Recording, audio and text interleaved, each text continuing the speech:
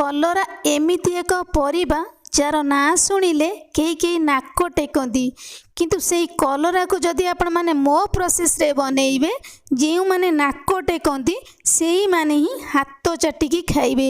ନମସ୍କାର, ମାମା କିଚେନ୍ ଓଡ଼ିଆକୁ ଆପଣମାନଙ୍କୁ ଅନେକ ଅନେକ ସ୍ୱାଗତ। ଆଜିର ଏହି ସୁନ୍ଦର ରେସିପି ପାଇଁ ପ୍ରଥମେ ଆମକୁ କଲରା ଦରକାର। ଏହି କଲରାକୁ ଆମେ ଧୋଇକି ନେଇ ଆସିବା। କଲରାର ଯଦି ଆପଣମାନେ এই ପାର୍ଟଟାକୁ ଛଡ଼େଇବା ପାଇଁ ଚାହୁଁଛନ୍ତି ଛଡ଼େଇକି ମଧ୍ୟ ନେଇପାରିବେ, କିନ୍ତୁ କଲରାକୁ ବିଲକୁଲ ଛଡ଼େଇବା ଦରକାର ନାହିଁ। এই କଲରାକୁ ଆମେ କାଟି ନେଇଯିବା। ଯେମିତି ଆପଣମାନଙ୍କର ମନ ପସନ୍ଦ ତ ସେମ୍ ପ୍ରୋସେସ୍ରେ ଆପଣମାନେ କାଟି ପାରିବେ। এই କଲରାକୁ ଆମେ ଚେକା ଚେକା ପିସ୍ କରିକି କାଟି ନେଇଯିବା। ଅଧିକ ବଡ଼ ସାଇଜ୍ର ପିସ୍ ଆମେ ବନେଇବାନି କି ଅଧିକ ଛୋଟ ସାଇଜ୍ର ପିସ୍ ଆମେ ବନେଇବାନି, ଏକଦମ ମିଡ଼ିୟମ୍ ପିସ୍ କରିକି ଏ କଲରାକୁ ଆମେ କାଟି ନେଇଯିବା। এইটি ଆପଣମାନେ ଦେଖିପାରୁଥିବେ ଗୋଟିଏ ବି କଲରାର ମଞ୍ଜି ନାହିଁ, ଏକଦମ କଷି କଲରା। ତ ସେମ୍ ପ୍ରୋସେସ୍ରେ ଆମେ ସବୁ କଲରାକୁ ଏଇଭଳି ଭାବରେ କାଟିକି ରେଡ଼ି କରି ନେଇଯିବା। ଯଦି କଲରା ପାକଳ ଥିବ ମଞ୍ଜିକି ଆପଣମାନେ ବାହାର କରିଦେବେ, କଲରାର ମଞ୍ଜି ବିଲକୁଲ ବି ଦେବେନି। ତ ଏବେ ଆମେ କ'ଣ କରିବା ନା এই କଲରାରେ ଦେଇଦେବା ଆମେ ସ୍ୱାଦ ଅନୁସାରେ ଲୁଣ ଗୋଟେ ବଡ଼ ଚାମଚ, ଅଧା ଛୋଟ ଚାମଚ ହଳଦୀ ଗୁଣ୍ଡ। ୟାକୁ ଆମେ ଭଲ ଭାବରେ ଗୋଳେଇ ନେଇଯିବା। ଲୁଣ ଆଉ ହଳଦୀ କଲରା ସହିତ ଆମର ଭଲ ଭାବରେ ମିଶିଯିବ। ତ এইଠି ଏବେ ଆମେ ତାକୁ ଛାଡ଼ିଦେବା 10 ମିନିଟ୍ ପର୍ଯ୍ୟନ୍ତ। ଏଠି ମୁଁ ଅଳ୍ପ କିଛି ଆଳୁକୁ କାଟି ନେଇଯାଇଛି, ଯେମିତି ଆମେ କଲରାକୁ କାଟିଥିଲେ ତ ସେମ୍ ପ୍ରୋସେସ୍ରେ ଏଠି ମୁଁ ଆଳୁକୁ କାଟି ନେଇଯାଇଛି। ଯଦି ଆପଣମାନଙ୍କର ଆଳୁ ପସନ୍ଦ ଆପଣମାନେ ଦେବେ, ଯଦି ଆଳୁ ପସନ୍ଦ ନୁହଁ ତ ଖାଲି କଲରାକୁ ଆପଣମାନେ ବନେଇ ପାରିବେ। କଲରାର এই ଟେଷ୍ଟି ରେସିପି ପାଇଁ ଆମେ ଗୋଟେ ମସଲା ବନେଇବା। এইଠି ଏବେ ଆମେ ଦେଇଦେବା 2 ବଡ଼ ଚାମଚ ସୋରିଷ, ଅଧା ଚାମଚ ଜିରା, 2ଟି ଶୁଖିଲା ଲଙ୍କା। ଯଦି ଆପଣମାନେ ଅଧିକ ରାଗ ଖାଇବା ପାଇଁ ପସନ୍ଦ କରୁଛନ୍ତି ଆଉ 2ଟି ଶୁଖିଲା ଲଙ୍କା ମଧ୍ୟ ଦେଇପାରିବେ। 15ରୁ 20 ପାଖୁଡ଼ା ରସୁଣ, ଅଳ୍ପ କିଛି ପାଣି ଆମେ ଦେଇଦେବା।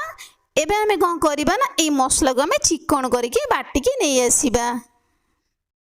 এই ମସଲା ଆମର ରେଡ଼ି ହେଇଯାଇଛି। এই ମସଲାକୁ ଆମେ ସାଙ୍ଗେ ସାଙ୍ଗେ କୌଣସି ତରକାରୀ ବା ଭଜାରେ ବିଲକୁଲ ବି ଦେବାନି। ତ ସେଇ ଟାଇମ୍ ଭିତରେ ଆମର 10 ମିନିଟ୍ ହେଇଯାଇଛି। କଲରାକୁ ଆଉ ଟିକେ ଆମେ ଭଲ ଭାବରେ ଗୋଳେଇ ନେଇଯିବା। ତ এইଠି ଆପଣମାନେ ଦେଖିପାରୁଥିବେ ଲୁଣ ହଳଦୀ ଦେଇକି କଲରାକୁ କିଛି ସମୟ ଗୋଳେଇକି ରଖି ନେଇଗଲା ପରେ କଲରାରୁ ଆମର ପିତା ପାଣିଟା ବିଲକୁଲ ବାହାରିଯିବ। ତେଣୁକରି କଲରା କାଟି ସାରିଲା ପରେ କିଛି ସମୟ ତାକୁ ଛାଡ଼ିଦେବେ এইଭଳି ଭାବରେ ଲୁଣ ହଳଦୀ ଗୋଳେଇକି। ଏମିତି ବନେଇଲେ ନା ବିଲକୁଲ ପିତା ଲାଗିବନି, କଲରାର ଖାଲି ବାସ୍ନାଟା ରହିବ। ଖାଇବା ପାଇଁ ଏତେ ଟେଷ୍ଟି ଲାଗିବ ଯେ এই ରେସିପିଟି ଛୁଆଠୁ ବଡ଼ ସମସ୍ତେ ମାଗି ମାଗି ଖାଇବେ। ଖାସ୍ କରିକି ଯେଉଁମାନେ କଲରା ଖାଇବା ପାଇଁ ବିଲକୁଲ ଭଲ ପାଆନ୍ତି ନାହିଁ ବା କଲରା ନାଁ ଶୁଣିଲେ ନାକ ଟେକନ୍ତି, ସେଇମାନେ ହିଁ ପ୍ଲେଟ୍ ପୋଛିକି ଖାଇ ନେଇଯିବେ। ଏବେ ଆମେ ଆଉ ଟିକେ এই କଲରାକୁ ଭଲ ଭାବରେ ହାତରେ ପ୍ରେସ୍ କରିକି ଚିପୁଡ଼ି ନେଇଯିବା। ଆଉ ଏ କଲରାକୁ ଆମେ ଧୋଇବାନି, ଧୋଇଲେ এই ତରକାରୀଟି ଆମର ପାଣିଚିଆ ଲାଗିବ, ଖାଇବା ପାଇଁ ବିଲକୁଲ ବି ଭଲ ଲାଗିବନି।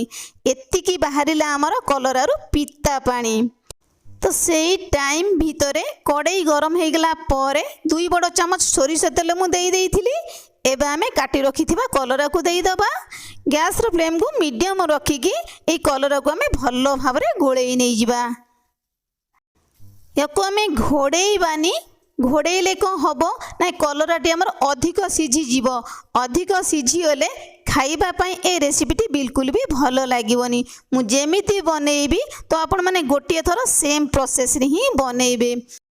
ଖାଇବା ପାଇଁ ଏତେ ସୁଆଦିଆ ଲାଗିବ ଯେ ସେ ଭାତ ହେଉ କି ରୁଟି ସବୁଥିରେ ଜମିଯିବ। ଏବେ ଆମେ এই କଲରାକୁ ଆଉ ଟିକେ ଲେଉଟେଇକି ଗୋଳେଇ ନେଇଯିବା। କଲରା ଆମର ଏକଦମ ଲାଲ ହେଇକି ଭାଜି ହେଇଯିବ, ଗୋଟେ ବି କଲରା ଭାଙ୍ଗିବନି ଆଉ ଭଲ ଭାବରେ ମଧ୍ୟ କଲରାଟି ଆମର ସିଝିଯିବ। ତ এইଠି ଏବେ ଆମର କଲରାଟି ଭଲ ଭାବରେ ଭାଜି ହେଇଗଲାଣି, ଗୋଟିଏ ବି କଲରା ଏଠି ଆମର ଭାଙ୍ଗିନି। କଲରାର କଲରଟା ଦେଖିପାରୁଛନ୍ତି ନା କେତେ ସୁନ୍ଦର ଦେଖାଯାଉଛି। ଏବେ ଆମେ ଆକୁ ବାହାର କରି ନେଇଯିବା। ତାପରେ ସେଇ ସେମ୍ କଡ଼େଇରେ ଆମେ ଆଉ ତେଲ ଦେବାନି, କାଟି ରଖିଥିବା ଆଳୁକୁ ଦେଇଦେବା। এই ଆଳୁକୁ ଆମେ ଘୋଡ଼େଇବାନି, କାରଣ ଆମେ କଲରାକୁ ଯେମିତି କାଟିଥିଲେ ଆଳୁକୁ ମଧ୍ୟ ଆମେ ସେମିତି କାଟିଛନ୍ତି। ଘୋଡ଼େଇଲେ ଆଳୁ ଆମର ଅଧିକ ସିଝିଯିବ। एबे आमे देईदबा स्वाद अनुसार लुण आधा छोट चामच। तापरे आलू को आमे भल भाव गोले लाल करके पूरा भाजी नहीं जिबा। कलरा को आमे जेमिति भाजिले ए आलू को आमे सेमिति ही भाजिबा। जदि कलरा आलू को आमे एका सहित मिसेईकी भाजिबा ताहले हमको अधिक टाइम लागिबो कलरा आलू को भाजिबा पई। तो एइठी एबे हमर आलू हेई गलानी आमे ताको बाहर कर नै जिबा। तो सेम कड़ाई रे आमे देई दबा आउ 2 बड़ चमच सोरिष तेल। सोरिष तेल रे बनेले ए रेसिपीटी खाइबा पई भारी स्वादिया लागिबो। आधा चमच पंच फुटण देई दबा। 2टी बड़ साइज रो पियाज को मु टिके बड़ पीस करी काटी नेइथिली ताको एबे देई दबा। ए पियाज को आमे लाल करके भाजीबानी, ए पियाज को आमे हल्का भाजीबा। तापर एबे आमे देई दबा 2टी बड़ साइज रो टमाटो को बड़ पीस करके काटिकी दबा। देखिबा पई ए रेसिपीटी भारी सुंदर देखा जिवो। पियाज और टमाटो को आमे भल भाव रे मिसेईकी भाजी नै जिबा। तापर एबे आमे देई दबा स्वाद अनुसार लुण आधा चामच, आधा चामच हळदी गुंड, आधा चामच काश्मीर रेड चिली पाउडर। ए मसला मसली के आमे किछि समय भाजी नहीं जिबा। हळदी गुंड लंका गुंड रो हमर कंचा स्मेल पळै जिवो। टमाटो टे हमर भलो भाव रे सॉफ्ट हे जिवो। तापर एबे आमे देई दबा बनै की रखितबा मसला को सेम मिक्सर जार रे अल्प किछि पानी देई आमे ए मसला रे देई दबा। गैस रो फ्लेम को मीडियम रखी कि जेमिति आमे पियाज रसुन मसला को कसंती तो सेम प्रोसेस रे आमे ए मसला को कसी नै जिबा। भलो भाव रे कसीबा जे पर्यंत हमर मसला रो तेल अलगा न होईची। बिल्कुल भी सोरिष मसला पिता लागिबोनी। तो आपण माने ए भली भाव रे गोटे थर बनै की खाई सरला परे जानिबे सोरिष मसलाटी खाइबा पई एते टेस्टी लागे जदि आपण माने एई प्रोसेस रे बनेइबे। तेणु करी सोरिष मसला को बाटी सारा परे 10 मिनिट रखिदेवे। सोरिष मसलाटी आमर बिल्कुल भी पिता लागिबोनी। आ खाइबा पई ए मसलाटी भारी स्वादिया लागिबो।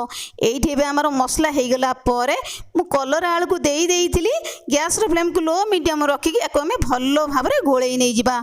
मसला मसली सहित कलर आलू आमर भलो भाव रे मिसी जिवो। एबे आमर रेडी हो जाइए गरमा गरम सुपर टेस्टी कलरार एकदम दमदार चटपटा रेसिपी। देखा जेतिकी सुंदर देखा जाउची ना खाइबा पाई मध्य सेतिकी स्वादिया लागिबो। से भात हेउ कि रुटी सबुथिरे जमी जीवो। तेबे मोर प्रिय दर्शक बंधु आजिर रेसिपीटी आपण मानकु केमिति लागिला छोटिया कमेंट करिबा पई बिल्कुल भूलिबेनी। रहिबी नमस्कार। पुणी आमे देखा हबा नुआ रेसिपी सहित नुआ गोटे सुंदर वीडियो रे।